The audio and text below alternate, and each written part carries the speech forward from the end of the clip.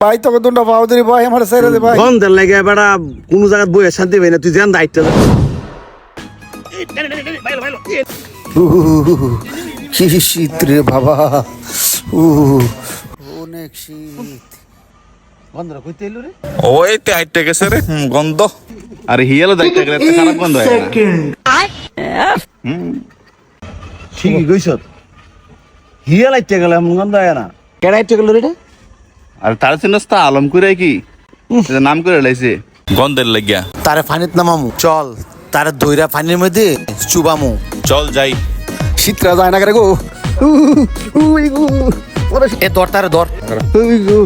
তুই এই শীত কয়দিন ধরে গোসল করছ না ক দিন মানি তে পুরা শীতের সিজন রে গোসল করো না তুই এই খবর জানোস না কস কি তুই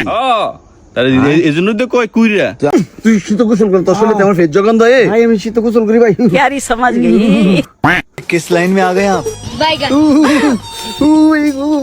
ভাই তোকে দুটা পাও দিলি ভাই আমার ছেড়ে দে ভাই গন্ধের লাগে বেড়া কোন জায়গায় বইয়ে শান্তি পাই না তুই যেন দায়িত্ব আছে এন্দি গন্ধ হয় আর তুই যে কইছে হিয়ালে গন্ধ বাড়া তোর গন্ধ থেকে আরে তোরা আমার লগে কেমনি উঠতে বইরা লাগছত তোর শরীরের গন্ধে বেড়া গ্রামের লোক থাকতে পারতাছে না এত আইসটা গন্ধ সিজন যায় সিজনের পর সিজন যায় গোসল রস্তা শীতের মধ্যে গোসল কর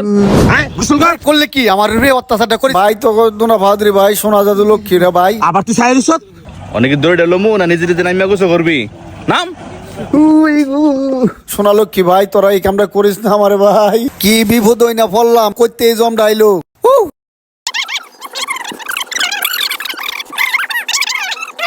আরে যে মেহনত করে একটা তো ভর লাগাই কাপড় চোপড় ফিনছি আবার এডি টাইনে আমারে তোরা খোলাইতাছ খোল সব খোল হ্যাঁ খোল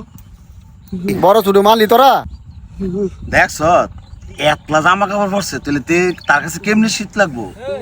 তুই ক তে তার কাছে তো গরমই লাগতেছে আরে আমার রাজ্য টুনি সার মার দেন জানা আমি আরেকদিন করবো নাম খাল দে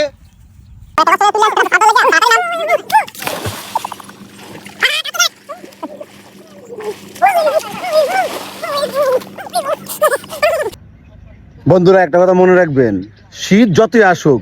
আপনাকে কিন্তু কন্টিনিউ গোসল করতে হবে আর শীতে কন্টিনিউ গোসল করলে আপনার গায়ে শীত লাগবে না তুমি কি বল আপনার শরীর এবং স্বাস্থ্য দুইটাই ঠিক থাকবে গোসল করলে আর না করলে আপনি বিভিন্ন রোগে আক্রান্ত হবেন ধন্যবাদ